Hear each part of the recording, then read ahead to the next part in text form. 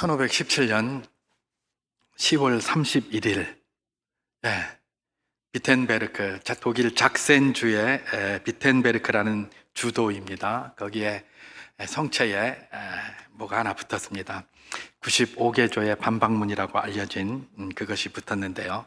그 이후로 촉발된 것이 종교개혁이라는 세계사를 뒤흔든 10대 사건 가운데 하나로 자리매김하는 종교개혁입니다. 오늘이 바로 그 종교개혁을 기념하는 그런 기념주일이기도 한데요. 원래 종교개혁일은 10월 31일입니다. 그러니까 내일이 되겠죠? 내일입니다. 종교개혁이 언제 그 방아쇠를 당기고 거기서 그 벽보가 붙인 때가 언제이냐? 1517년 10월 31일. 그야말로 그 당시에 로만 카톨릭 교회에서 굉장히 중요하게 생각하는 절기가 11월 1일입니다. 11월 1일. 그래서 그걸 만성절이라고 하는데요. 우리 번역으로. 그래서 영어로는 All Saints Day라고도 하고 또는 All Hallows Day라고도 합니다. 할로윈 데이 그렇게 이야기를 많이 하는데 이 10월 31일이 바로 할로윈 데이입니다. 할로윈 데이. 이 할로윈 데이가 왜 할로윈 데이냐? 할로우스 데이, 할로우라는 게 성인이라는 겁니다. 모든 성인의 날인데 그 전야가 이브잖아요. 그죠? 그래서 할로우하고 이브가 이렇게 붙어가지고 할로윈 이렇게 된 거예요. 물론 그 내용은 기독교하고 별로 상관이 없는 그런 내용이 되었다고 할지라도 적어도 루터가 그때에 많은 사람들이 모이기 때문에 그 사람들에게 이걸 한번 보여주면서 토론하자라고 해서 붙였던 것이 바로 무엇입니까? 소위 알려진 95개조의 반박문이 아니겠습니까? 사람들이 없는데 그거 붙일 리가 없겠죠? 그때도 아마 이 만성절 전야, 이 할로우스 데이 전야, 할로윈에 많은 사람들이 모였던 것 같습니다. 그래서 그들과 함께 토론해보자고 거기다 갖다 이렇게 붙였던 것이죠. 그런데 그 토론해보자고 붙였던 그것이 말입니다. 그야말로 세계를 뒤집은 사건이 되었는데요. 결과적으로 로만 카톨릭에서 우리 개신교회가 분리되어져 나왔고 우리가 그 후예들로 서게 되었고 말입니다. 또 사회적으로는 어떤 겁니까? 중세가 지나서 근대사회로 넘어가는 아주 혁신적인 문을 열어 제친 게 바로 이 종교개혁이라는 엄청난 사건입니다. 그동안 교황에게 모든 것들이 꽉 묶여서 교황의 가르침이 곧 하나님의 말씀이다 이래서 막 교황의 말대로만 다 살았습니다. 근데 종교개혁자들이 하나님의 말씀을 붙들고 묵상하고 씨름하면서 발견한 사실은 무엇입니까? 교황도 그저 사람 하나일 뿐이고, 그죠? 특별한 직분을 맡은 사람임에 불구하고 우리 모두도 다 하나님 앞에 교황과 동등하게 설 수 있다라는 그동안 눌려 있었던 그런 생각을 확 열어젖힌 겁니다. 그러고 나니까 세상이 변하는 겁니다. 여러분, 사람의 이 생각이라는 게 얼마나 중요한지 종교개혁만 봐도 잘 드러납니다. 사람의 생각이 바뀌고 그 다음에 보는 시각이 바뀐다는 것이 어떤 일을 만들어내는지 세상을 뒤집어 엎는다는 것들을 보여주는 것이죠. 그래서 이 종교개혁이 참 의미 있고 중요한 이야기인 것입니다. 저는 오늘이 종교개혁주일이기 때문에 이 개혁, 특별히 종교개혁이라고 할 때 이 개혁이 무슨 의미인지를 한번 잠깐 여러분과 살피면서 은혜를 나눠보는 시간을 그렇게 가지려고 하는데요. 개혁. 이 개혁이라는 말 요즘 굉장히 많습니다. 요즘뿐만 아니라 이전에도 많았죠. 개혁 그러면 여러분들 느낌에 좋게 들립니까? 나쁘게 들립니까? 항상 좋게 들리잖아요. 그죠? 개혁 그러면 개혁 좋아 보여요. 특별히 우리 한국 장로교회는 개혁주의 신학을 따른다 이렇게 얘기를 해요. 개혁 그러면 멋있다. 요즘은 그런 말 많이 안 하는데 제가 이전에 신학대학원 다닐 때만 해도 개혁주의 이런 말이 난무했습니다. 그냥. 얼마나 개혁을 좋아하는지 개혁 이러고 있어요. 근데 여러분 가만히 보면 개혁이 꼭 좋게만 가는 건 아닌 것 같아요. 개혁이라는 것이 꼭 개선으로만 가는 건 아니잖아요. 때로는 개악으로도 가요. 그러니까 우리가 말하는 이 개혁, 종교개혁이라고 할 때 이 개혁은 개선인가 개악인가? 개선이어야 하겠죠. 그죠? 개악으로 자꾸 가면 어떻게 되겠습니까? 그런데 세상에서 많은 사람들이 개혁을 이야기하는 걸 가만히 들여다보면 이게 꼭 개선만 되는 것 같지가 않고 자기들은 개선된다고 해서 하는데 알고 보면 개악으로 가서 그 공동체에 있는 많은 사람들이 고통당하는 경우가 역사상 비일비재했고 지금도 우리가 늘 그걸 보고 있습니다. 그러니까 지금도 사람들이 늘 그러잖아요. 개혁하자 막 그렇게 얘기를 해요. 도대체 개혁이 뭐길래, 이 사람들이 말하는 개혁이 뭐길래 이렇게 개혁이 이런 모습일까, 이런 생각이 드는 것이죠. 제가 가만히 말씀도 묵상을 하고 이런 교회의 역사도 보고 세속의 역사도 이렇게 살펴보면서 또 사전도 한번 찾아보면서 우리가 개혁이라고 말하는 이 개혁에 대한 정의, 개혁의 의미를 우리가 잘 모르고 있다. 혹시 아니면 좀 이렇게 다르게 이해하고 있다는 그런 생각이 좀 들었습니다. 개혁의 의미를 좀 우리가 잘못 알고 있는 것 아닌가? 좀 그릇되게 이해하고 있는 것 아닌가? 적어도 종교개혁과 비교해 봤을 때 말입니다. 그런 생각이 딱 드는 겁니다. 그리고 그 개혁이라는 말 자체가 의미하는 것들을 들여다봤을 때 이게 우리가 좀 개혁에 대한 올바른 그런 의미를 제대로 갖고 있지 않은 것은 아닌가, 이런 생각이 들었고요. 그 다음에 개혁의 대상에 대해서도 또 잘 모르고 헷갈리고 있는 거예요. 그러니까 온갖 개혁을 하자는 말은 많이 나오는데 사실은 뭐예요? 이 사람이 개혁하자고 그랬는데 내일이 되면 이 사람은 개혁이 아니라 수구가 돼요. 그리고 어제 개혁하자는 사람은 오늘 수구가 되고 오늘 개혁하자는 사람은 내일 수구가 되고 막 이렇게 되는 거예요. 이건 기준도 없고, 그죠? 이게 바로 뭐예요? 개혁의 대상을 잘못 알고 있어서 이렇게 된 것은 아닌가, 이런 생각이 드는 겁니다. 그래서 제가 오늘 특별히 종교개혁주일이라서 도대체 개혁이라는 것이 올바른 의미는 무엇인가, 이걸 한번 생각해 보기를 원하고, 그렇다면 개혁의 대상은 누구인가 라는 것들을 한번 생각해 보면서 잠깐 은혜를 나눠보기를 원하는 것입니다. 개혁의 의미가 뭘까? 개혁의 의미. 개혁이라는 말을 제가 국어사전을 한번 찾아보았습니다. 찾아봤더니 제도나 기구 따위를 새롭게 뜯어 고침, 이렇게 돼 있었습니다. 제도나 기구 따위를 새롭게 뜯어 고침, 이렇게 돼 있어요. 저는 그냥 제도나 기구 따위를 뜯어 고침 그랬으면 좋았을 법하다는 생각이 들어요.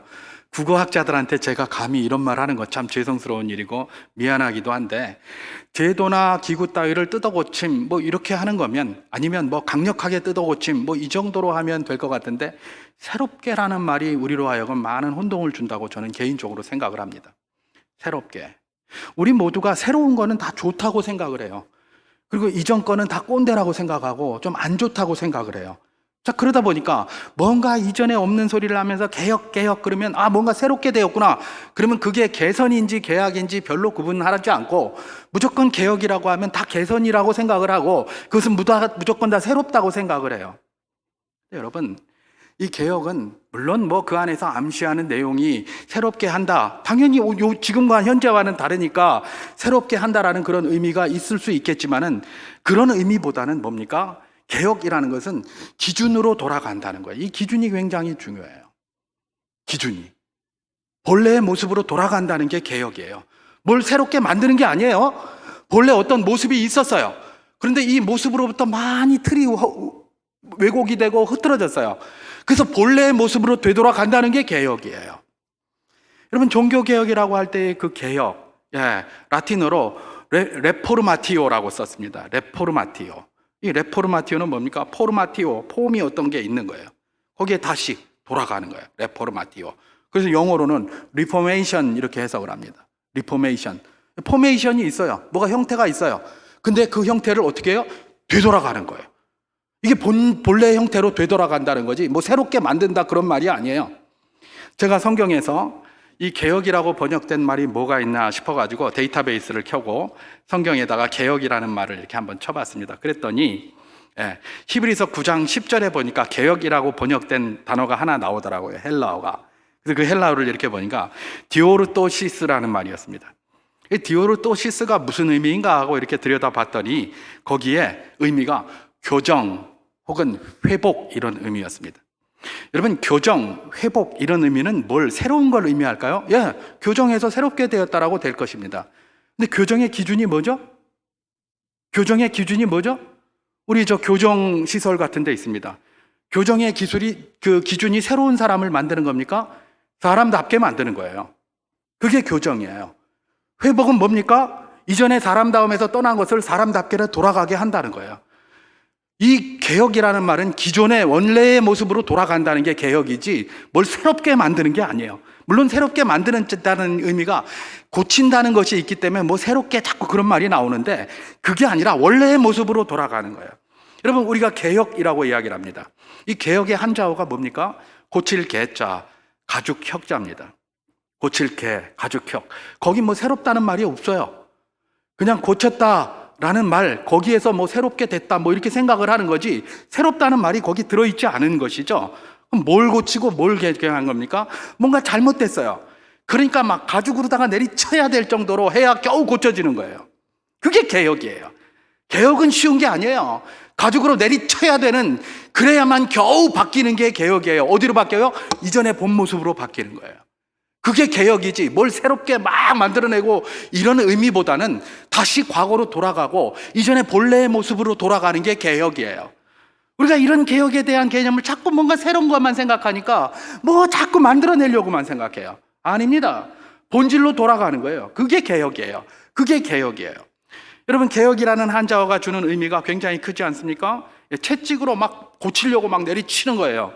자, 이 광경이, 이걸 딱 이야기하고 나니까 우리에게 떠오르는 광경이 있겠습니까? 왜? 있잖아요. 우리 예수님께서 성전을 깨끗이 하실 때, 그죠? 막 요한복음에 의하면 노끈으로 채찍을 만들어서 막 후려치셨잖아요. 그죠? 누가복음 19장 46절에서는 이렇게 이야기를 하고 있습니다. 제가 한번 봉독해 보도록 하겠습니다.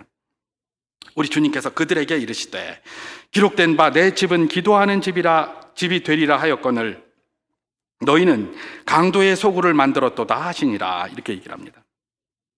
여러분, 주님께서 채찍을 만드셔서 막 휘리쳐요. 이게 개혁이에요. 고치려고 하는 거예요. 근데 원래 주님의 집, 성전이 뭐가 되어야 된다고요? 기도하는 집이 되어야 된다는 거예요. 그리고 그렇게 출발을 했다는 거예요. 근데 이게 지금 주님이 오셔서 가만히 보니까 이게 강도의 소굴처럼 돼버린 거예요. 그러니까 내리치면서 어디로 돌아가라는 거예요? 이제 강도의 소굴을 떠나서 원래의 모습인 기도하는 집으로 돌아가라, 이런 거예요. 이게 개혁의 본질이에요. 개혁은 본래의 모습으로 돌아가는 것, 거기에 더 큰 비중이 있지 뭐 새로운 걸 이야기하는 것이 아닙니다. 이 새로운 거를 자꾸 이야기를 하면, 여러분, 새롭다는 것의 기준이 뭡니까? 네. 새롭다는 것의 기준은 자기예요. 항상 내가 봤을 때 새로운 거예요. 그러니까 어제 개혁이 오늘 수구가 되는 거예요. 왜냐하면 딴 사람이 보면 그건 새로운 게 아니거든. 그렇잖아요. 그러니까 우리가 알고 있는 이 용어의 의미들이 우리로 하여금 많은 혼동을 주고 있는 게 사실입니다. 그래서 바로 이런 종교 개혁에 있어서의 개혁이 굉장히 중요한 것인데, 이 개혁이라는 말은 뭐예요? 바로 원래의 모습으로 돌아가자는 거예요. 교회도 원래의 모습으로 돌아가고, 그리스도인도 원래의 모습으로 돌아가고, 나라도 원래의 모습으로 돌아가고, 전부 다 본래의 모습들이 있다는 거예요. 거길로 돌아가는 걸 뭐라고 얘기를 한다? 개혁이다. 그렇게 이야기를 한다는 겁니다. 그러면 그 본래의 모습이라는 틀이 있겠죠. 그 본래의 모습이라는 기준이 있겠죠. 그게 굉장히 중요합니다. 나라가 본래의 모습으로 돌아간다는 건 뭐겠습니까? 우리나라의 전체 체제의 근간을 이루고 있는 헌법 아니겠습니까? 헌법, 그 틀로 돌아가는 거예요. 그게 개혁이에요. 법대로 하느냐? 물론 거기에는 뭐 막 법의 자구, 그게 아니라 그 큰 틀이 있는데 그것대로 맞춰서 가느냐? 그게 개혁이에요. 뭐 다 없애버리고 이전에 없었던 걸 새로 만들고, 이게 개혁이 아니에요. 그 국시를 따라서 제대로 가고 있느냐? 그게 개혁이에요. 그러면 그리스도인은, 그러면 교회는 어떻게 가는 것이 개혁입니까? 우리의 틀이 되는 말씀으로 돌아가는 겁니다. 성경 말씀으로 돌아가는 것이 개혁이에요. 뭐 세상에 무슨 사람 눈치 보고 사람들이 좋아하는 여길로 돌아가는 거, 이게 개혁이 아니에요. 개혁은 뭐예요? 하나님 말씀으로 돌아가는 거예요. 그래서 종교 개혁자들이 항상 주장하는 것들이 뭡니까? 말씀이 유일하다. 솔라 스크립투라. 하나님 말씀이 유일하다. 거길로 돌아가자고 하는 거예요. 그게 바로 무엇입니까? 개혁이라는 것입니다. 개혁은 뭔가 새롭게 만든다라고 암시를 받고 그렇게 추구할 수도 있겠습니다만, 기본적으로 뭡니까? 본래의 모습으로 돌아가자. 그렇기 때문에 개혁에 있어서 중요한 것이 무엇이다? 바로 그것의 본래의 모습이 된다고 하는 기준이다. 그러면 그 기준이 무엇이냐? 적어도 우리 그리스도인들과 교회에 있어서 그 기준은 뭐다? 우리 삶의 기준인 성경 말씀이 된다라는 것입니다. 그 말씀에 비추어서 거기에 합당하게 나아가는 것이 개혁된 자고, 거기에 합당한 교회가 개혁된 교회고, 거기에 합당한 그리스도인이 개혁교회의 교인이다, 이런 이야기를 하는 것입니다. 그리고 그것에 맞추어서 부족합니까? 그러면 거기까지 나아가려고 몸부림치며 나아가야 되는 것입니다. 그게 바로 무엇입니까? 개혁의 의미라는 것입니다. 여러분, 말씀의 토대 위에 내가 서 있느냐, 말씀의 토대 위에 우리 교회가 서 있느냐에 따라서 내가 건강한 그리스도인인가, 우리 교회가 건강한 교회인가를 판단하는 시금석이 됩니다. 교회가 있는데 말씀대로 하지 않고 그리스도인이 있는데 말씀대로 살지를 않아요. 이걸 개혁됐다고 볼 수가 없는 것이죠. 개혁은 무엇입니까? 그리스도인은 말씀대로 살려고 하고 교회도 말씀대로 운영하고 말씀대로 움직여 가려고 몸부림치는 것이 바로 이 개혁주의, 여기에 본질이라는 것입니다. 이것과 관련해서 요즘 그런 이야기들, 요즘뿐만 아니라 언제부터인가 이 이야기들이 굉장히 많이 난무를 했었습니다. 이것이 어쩌면 우리 그리스도인들에 대해서 굉장히 이게 충격으로 다가오는 것이기도 하고, 저는 이게 아주 병폐 가운데 하나라고 생각되는 것 중에 하나인데요. 그게 뭐냐면 이런 이야기는 딴 사람들이 안 하기 때문에 사실 제가 하기도 좀 부담은 가기는 갑니다. 그러나 우리가 들어야 합니다. 그게 뭐냐면 자꾸 건강한 교회는 어떤 교회인가 이런 거 얘기하면서 자꾸 세상을 섬기는 교회가 건강한 교회라는 겁니다. 세상을 섬기는 교회가 건강한 교회. 맞아요. 그런데 세상을 그 사람들이 섬긴다는 건 뭡니까? 그래야 세상 사람들로부터 칭찬받는다, 그런 소리를 하는 거예요. 여러분, 이거 굉장히 본말이 전도된 겁니다. 본말이 전도된 거예요. 우리 교회는 건강한 교회인 줄 믿습니다. 건강한 교회는 세상을 섬겨야 합니다. 왜 섬겨야 합니까? 세상 사람들한테 칭찬받으려고 섬깁니까? 아닙니다. 아닙니다. 세상 사람들이 우리 칭찬 안 해줘도 됩니다. 그래도 우리는 섬겨야 합니다. 왜요? 하나님의 명령이니까. 하나님의 말씀이니까. 우리는 하나님을 섬기지 세상을 섬기지 않습니다. 하나님이 그 말씀을 하시니까 거기에 따라서 섬기는 겁니다. 하나님 앞에 칭찬받으려고 섬기는 거지 세상 사람들한테 칭찬받으려고 섬기는 거 아닙니다. 개혁된 교회는 하나님께 칭찬받으려고 몸부림치는 교회입니다. 하나님 말씀에 맞느냐 안 맞느냐 그거 가지고 따지면서 몸부림치는 교회가 개혁교회예요. 세상 사람들이 우리를 뭐라고 이야기하든 상관하지 않습니다. 하나님 말씀대로 하나님이 하라 하시니 하는 것입니다. 이제부터 우리의 모든 섬김은 하나님 눈치 보는 것이기를 주님의 이름으로 축원합니다. 사람들이 어떻게 보든지 상관하지 마십시오. 사람들이 보는 눈에 자꾸 이러니까 우리 교회들이 스스로, 물론 우리 자신을 회개하면서 우리 자신의 연약함을 되돌아보는 건 굉장히 중요합니다. 왜냐하면 하나님이 그렇게 하라고 하셨으니까. 그런데 우리가 스스로 그냥 너무 욕을 많이 해요. 적당히 해야 되는데 너무나 욕을 해서 스스로 자학을 하고 스스로를 막 다 못난이들처럼 취급하고 있어요. 여러분 한번 생각해 보십시오. 우리나라만 해도 이 종교단체가 여러 개 있는데 종교들 중에서 기독교만큼 그야말로 세상에 선을 베풀고 섬김을 많이 하는 종교가 있습니까? 없습니다. 그렇게 많이 섬기면서도 제일 욕 많이 얻어먹는 교회가 어디입니까? 교회입니다. 교회. 기독교가 제일 많이 욕 얻어먹어요. 아니 그러면 그렇게 많이 섬겼으면 세상 사람들이 좋아해야 될 것 아닙니까? 안 좋아한다니까요. 그렇게 많이 섬기면 누가 좋아할까요? 하나님이 좋아하시는 거예요. 하나님이. 왜냐하면 하나님 말씀이 그렇게 하라고 하셨기 때문에 그렇게 하시면 하나님이 좋아하는 거지 세상 사람들이 우리를 보고 좋아서 칭찬하고 이러는 거 아니에요. 원래 주님께서 친히 말씀하셨어요. 너희가 내 말씀대로 살려고 하면 세상이 너를 받게 하리라. 믿습니까? 이거 주님의 말씀입니다. 제 말씀이 아니라. 그죠? 우리는 자꾸 이게 본말을 전도시켜요. 우리가 이렇게 하면 세상 사람들이 우리를 칭찬해 줄 것이다. 예, 칭찬도 해 주겠죠. 그런데 그 칭찬은 뭐예요? 우리가 하나님 말씀대로 사는 그것 보고 칭찬해 주는 거지 우리가 선행을 자기들한테 베풀었기 때문에 칭찬해 주는 거 아니에요. 그 사실을 잊으면 안 됩니다. 우리는 선을 베풀어야 합니다. 이웃을 사랑해야 합니다. 왜요? 하나님이 그렇게 말씀하셨으니까 하나님 앞에 사랑받고 하나님 앞에 칭찬받으려고 그렇게 하는 거예요. 그렇게 하지 않으면 세상이 우리를 사랑할 것 같습니까? 그런데 이제 그러니까 자꾸 욕을 하면서 그러니까 전부 우리가 스스로 너무 자학을 합니다. 우리가 세상 사람들의 눈총에 나고 세상 사람들한테 욕에도 먹고 그거 우리 회개해야 되는 건 맞아요. 근데 그게 너무 과도해요. 그러다 보니까 그것에 대해서 아직 완성적으로 이렇게 마음속에 신앙적으로 가지고 있지 않은 우리 젊은이들 말입니다. 쪽팔려서 교회 다닌다 소리도 못합니다. 아니 스스로 얼굴에 욕하고 앉았는데 남들이 우리를 욕하면 왜 욕하노 이렇게라도 하겠는데 우리가 스스로 욕하고 앉았으니까 잘한다고 하고 있는데 스스로 욕하고 앉았으니까 이 젊은이들이 이걸 볼 때 이게 뭐고 이게 저희들 안에서 서로 욕하고 있으니까 그죠? 그럼 가서 쪽팔려서 말하겠습니까? 나 예수 믿는다고 말하겠습니까? 그러면 또 예수 믿는다고 말 안 한다고 또 뭐라 그러고 말입니다. 그들이 어딜 가란 말입니까 도대체? 내가 세상에 가서 예수 믿는다고 그러면 다 미쳤다 그러고 바보 같다 그러고 그런 소리 하고 있는데, 그 소리 듣는다고 교회에서 또 뭐 하라고, 그러니까 예수 믿는다 소리 안 하면 그것도 말 안 한다고 또 욕하고, 그럼 걔네들은 어디 가서 뭘 어떻게 하라고요? 스스로 교회에서 모든 우리 다음 세대들을 다 쫓아내고 있어요. 예수 믿는 게 자부심이 돼야 되는데 내가 복음을 부끄러워하지 아니하노니, 사도 바울의 고백이 우리의 고백이 되어야 하고 그들의 고백이 되어야 되는데, 우리 스스로가 그냥 복음을 갖다가 부끄럽게 여기고 예수 믿는다는 걸 부끄럽게 생각하고 이러고 앉아있는 거예요. 이렇게 했더니 세상 사람들이 싫어하더라. 세상 사람들이 좋아하는 게 뭐냐? 그들의 눈치 봐가면서. 하나님은 우리로 세상을 섬기라 하셨습니다. 그래서 우리는 세상을 섬겨야 하는 겁니다. 세상 사람들한테 칭찬받으려고 섬기는 거 아닙니다. 그들은 잘해도 욕하고 못해도 칭찬하고 자기 마음에 오른 대로 하는 사람들입니다. 그런 사람들한테 뭘 바라겠습니까? 우리는 하나님 보고 세상을 섬겨야 하는 줄 믿으시기 바랍니다. 우리가 선을 베풉니까? 왜요? 하나님이 하라 하셨으니. 하나님 앞에 칭찬받으려고 하는 거예요.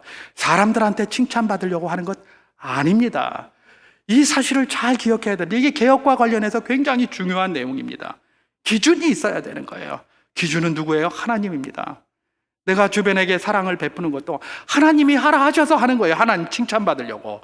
세상 사람 칭찬받으려고 하는 것 아닙니다. 여러분, 우리가 잘 아는 것처럼 사도행전 11장에 보면 안디옥 교회에 대한 이야기가 나옵니다. 사도행전 이와 관련해서 사도행전 11장 24절에서 26절 말씀을 제가 한번 봉독해 보도록 하겠습니다.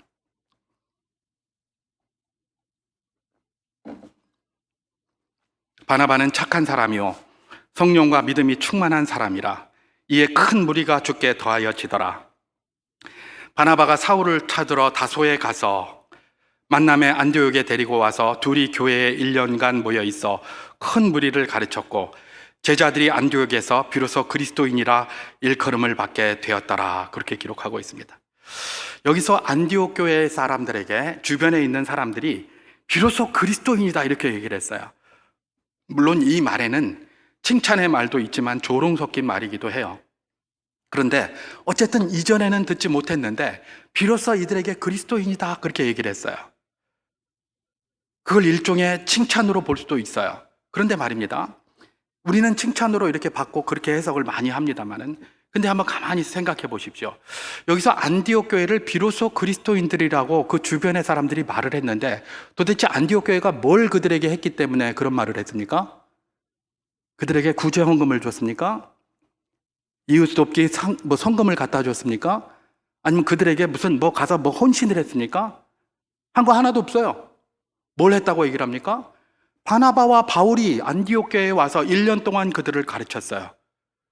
그리고 그 제자들이 어떻게 산 겁니까? 말씀대로 산 거예요. 말씀대로 산 거예요. 그랬더니 비로소 세상 사람들이 그들을 보고 뭐라고 얘기를 했다고요? 비로소 그리스도인이라 이렇게 일컬었다는 거예요. 뭐 세상에 눈치 보면서 그 사람들한테 잘해보려고 뭘 해서 이렇게 했다는 게 아닙니다. 하나님 눈치 보고 하나님 말씀대로 그냥 산 거예요. 여러분, 하나님 말씀이 우리로 하여금 세상을 섬기라고 하니까 우리가 세상을 섬기는 거지, 세상에게 칭찬받으려고 하는 것 아니에요. 우리가 이 본말이 전도되면 안 됩니다. 우리가 봉사하고 헌신하고 세상을 섬기는 게 뭐 때문에 한다고요? 하나님 앞에 잘 보이려고, 하나님 앞에 칭찬받으려고, 하나님 앞에 이 참 기쁨을 주려고 그렇게 하는 거예요. 세상한테 칭찬받으려고 하는 거 아니에요. 그러다 보니까 세상이 칭찬 안 해주고 세상이 욕하니까 우리가 다 잘못하는 건 줄 알고 그냥 스스로 자학을 하고 스스로 학대를 하고 이러는 거예요. 우리가 회개하는 거 필요해요. 근데 정도를 해야지. 우리 다음 세대들이 부끄러워서 나 예수쟁이다 말도 못하는 그런 상황이 돼서는 되겠습니까? 종교개혁주의대 개혁의 의미를 좀 바로 알 필요가 있을 것입니다. 개혁은 새롭게 뭘 만드는 것이 아니고 본래의 모습으로 돌아가는 겁니다. 그 본래의 모습은, 기준은 무엇입니까? 하나님의 말씀입니다. 그리고 그 하나님의 말씀도 다양한 해석이 있지 않겠습니까? 그러나 어떤 해석을 합니까? 그야말로 사도적 전통, 하나님이라면 어떻게 생각하실까? 하나님의 입장에서 그 성경을 읽고 그거에 따라 살아가는 겁니다. 그게 개혁입니다. 그리고 그것을 나를 들여다보는 겁니다. 내가 거기에서 좀 벗어나 있습니까? 그러면 고치려고 하고, 그것으로 교회를 들여다보는 겁니다. 교회가 거기서 벗어나 있습니까? 고치려고. 이게 개혁이에요. 그게 개혁이지, 뭐 없는 걸 새롭게 만들어내고 이전에 안 했던 걸 새롭게 하고, 이게 개혁이 아닙니다. 그건 개선이 될 수도 있고 개악이 될 수도 있어요. 알 수가 없잖아요. 그죠? 개혁이라는 말은 기본적으로 뭐다? 적어도 그리스도인과 교회라면 하나님의 말씀으로 돌아가고, 그 말씀 가운데 나를 비춰보고 교회를 비춰봐서 거기서 합당한가를 판단해 내는 겁니다. 그것이 건강한 것이고, 그것이 바로 하나님이 우리에게 원하시는 것이고 개혁의 길이다라는 것들을 우리는 기억해야 된다는 것입니다. 한 가지 더, 이제 개혁이 무슨 의미인가를 살펴보았으니 이제 개혁의 대상에 대해서 잠깐 살펴볼 필요가 있을 것입니다. 개혁의 대상은 누구인가? 여러분, 개혁의 대상, 이 말을 조금 다르게 말하면 개혁의 출발점이라고 보면 되겠습니까? 개혁이 어디서부터 시작되어야 되느냐? 바로 그것이죠. 여러분, 인생은 범죄한 이후로다가 모든 것을 다 나가 아니라 남에게 탓을 하는 걸로 많이 살아왔습니다. 그죠?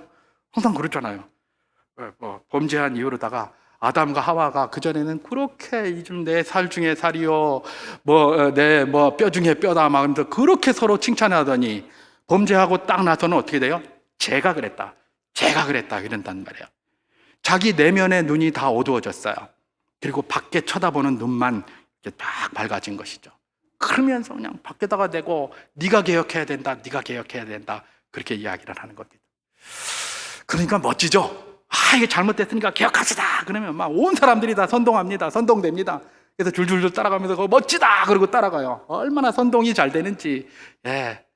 연약한 인생들의 모습인 것이죠. 그런 선동에 그냥 쉽게 따라가니까 그래요. 쉽게. 오늘 본문, 우리가 읽은 본문은 개혁은 어디서부터 시작되어야 할지를 우리에게 잘 보여주고 있습니다. 제가 오늘 본문 마태복음 7장 1절에서부터 3절까지 말씀을 봉독해 보도록 하겠습니다. 비판을 받지 아니하려거든 비판하지 말라. 너희가 비판하는 그 비판으로 너희가 비판을 받을 것이요, 너희가 헤아리는 그 헤아림으로 너희가 헤아림을 받을 것이니라. 어찌하여 형제의 눈 속에 있는 티는 보고 내 눈 속에 있는 들보는 깨닫지 못하느냐. 그렇게 얘기합니다. 이 주님의 말씀은 개혁의 출발이 어디라고 이야기를 하는 겁니까? 그렇죠. 나에서 출발한다는 거예요. 네 눈에 있는 들보 먼저 보라는 거예요. 네 눈에 있는 들보를 걷어내고 나면 비로소 형제의 티가 제대로 보이는 거예요. 어쩌면 내 들보 때문에 형제의 눈에 아무것도 없는데 티처럼 보였을지 몰라요. 그 걷어내고 나면 그 티가 안 보일 수도 있어요. 없을 수도 있어요. 여러분, 우리 동요 가운데 그거 있잖아요. 빨간 안경 속에 빨간 세상이 있고 파란 안경 속에 파란 세상이 있어요. 원래 세상은 총천연색으로 비춰져야 되는데 내가 빨간 안경 쓰면 세상이 다 빨간 줄 알아요. 내가 파란 안경 쓰면 다 파란 줄 안단 말이에요. 이게 인생이라는 거예요. 죄인된 인생의 본질은 뭐다? 자기가 쓰고 있는 안경이 있는데 그 안경부터 닦아야 되는데, 그 안경부터 제대로 해야 되는데 그 안경을 안 닦고 자꾸 그걸 세상을 쳐다보면서 세상이 왜 이렇게 빨갛노? 세상이 왜 이렇게 파랗노? 이러고 앉았는 거예요. 어쩌면 말입니다, 우리가 개혁해야 된다는 많은 것들 가운데 내 눈이 잘못돼서 개혁해야 될 걸로 보일지도 몰라요. 내 눈이 총천연색을 볼 수 있는 빨간색이 걷어지고 파란색이 걷어지면 오히려 세상에 문제가 없이 아름다운 것이 보일 수도 있어요. 그렇지 않겠습니까? 우리 주님께서 우리에게 복음을 주신 이유가 무엇입니까? 하나님의 말씀으로 먼저 나를 비춰보라는 겁니다. 비춰보고 나면 내 눈에 빨갛게 씌워졌던 그 안개가 거쳐져요. 또 내 눈에 파랗게 씌워졌던 그 안개가 거쳐져요. 그러면 뭐예요? 제대로 보이는 거예요. 그러면 하나님의 말씀에 나를 비춰보고 나면 그 다음에 보이는 세상은 뭐예요? 오히려 그전에는 왜 이렇게 빨갛고 왜 이렇게 파랗노 그랬는데 멀쩡할 수도 있어요.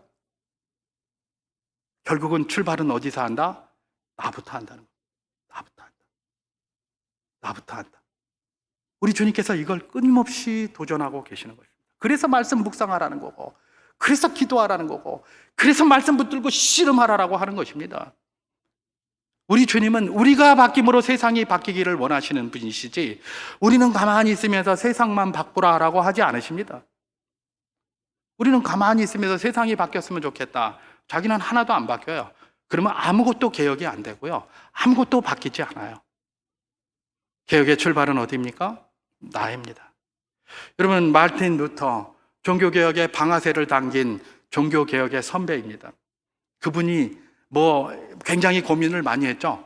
자기의 구원을 가지고 고민을 많이 했어요. 자기 친구하고 이렇게 걸어가다가 자기 친구가 벼락에 맞아 죽는 것을 보면서 그때부터 죽음에 대한 두려움이 있었고, 어떻게 하면 내가 하나님 앞에 구원을 받을 것인가, 이거 고민 굉장히 많이 했어요. 고민 굉장히 많이 하면서, 그때는 로만 가톨릭 그 교회가 전체를 다 차지하고 있었으니까 자기도 그 속에 속해서 거기서 가르치는 대로 열심히 하지 않았겠습니까? 때로는 수도원에 가서 무릎이 다 그냥 막 피투성이가 되도록 기어도 다녀보고 별짓을 다 해봤는데도 구원의 확신이 생기지 않는 거예요. 구원에. 또 거기서 죄를 회개하라고 사제한테 와서 고해성사를 해야 된다라고 이야기를 하니까 루터는 날마다 가서 고해성사를 하는 겁니다.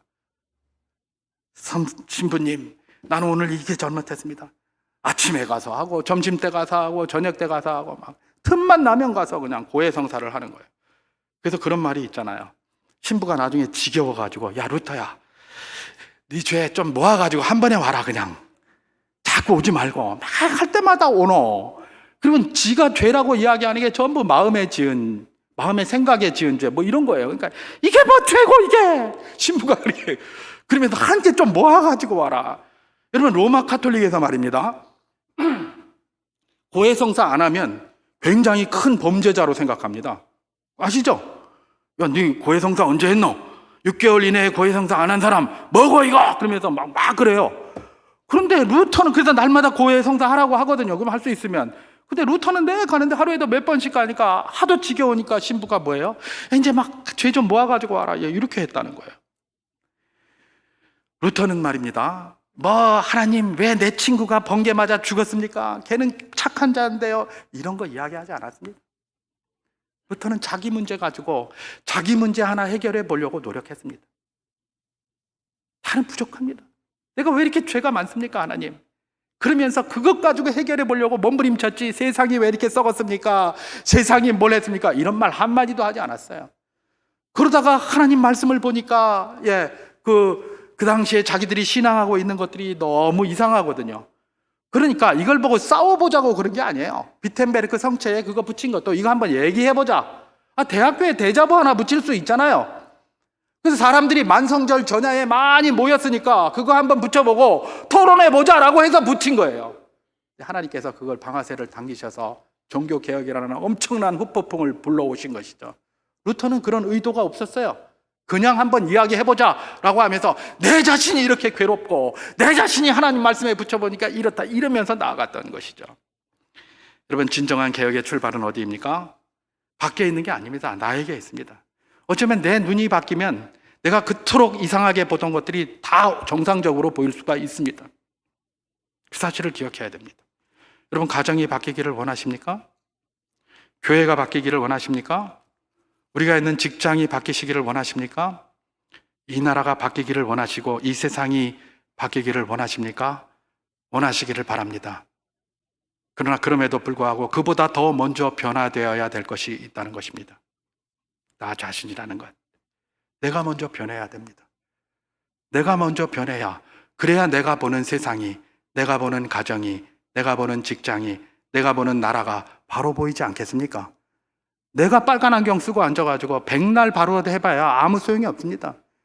내 눈에 있는 빨간 안경이 벗어지고 내 눈에 있는 파란 안경이 벗어지고 내 눈에 있는 안경이 총천연색 안경이 되었을 때서야 비로소, 투명한 것이 되었을 때서야 비로소 세상을 온전히 보게 될 줄 믿습니다. 종교개혁주의를 맞아서 개혁의 출발은 다른 누가 아닌 바로 나임을 기억하면서, 하나님, 내 눈이 늘 주님의 말씀 앞에 서서 나를 돌아보고 나 자신을 돌아보고 나서 세상을 판단하고 돌아보는 복된 삶이 되게 하여 주시옵소서. 이런 기도가 우리 가운데 늘 있어야 할 줄 믿습니다.